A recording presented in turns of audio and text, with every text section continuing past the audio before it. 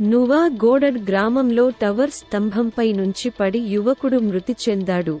గజపతి జిల్లా సెరాంగ్ police station పరిధిలోని నువాగోడాడ్ black నువాగోడాడ్ గ్రామంలో టవర్ స్తంభంపై నుంచి పడి యువకుడు మృతి చెందినట్లు సమాచారం. మృతుడు నుగాడ్ గ్రామానికి చెందిన కైలాష్ సుబుధి కుమారుడు నారాయణ్ సుబుధిగా గుర్తించారు. మృతికి గల కారణాలు తెలియకపోగా రకరకాల చర్చలు వినిపిస్తున్నాయి. సమాచారం అందుకున్న యువకుడు ఈరోజు ఉదయం టవర్ స్తంభం ఎక్కి ఆత్మహత్యాయత్నానికి ప్రయత్నించాడు. అయితే అతడిని కాపాడేందుకు అన్ని ప్రయత్నాలు విఫలమయ్యాయి. పరిస్థితి విషమంగా ఉన్న నారాయణ్ను అగ్నిమాపక సిబ్బంది ఖజూరిపాడు సామాజిక ఆరోగ్య కేంద్రానికి తరలించారు. అనంతరం నారాయణ్ సుబుధి మృతి చెందినట్లు వైద్యులు ప్రకటించారు.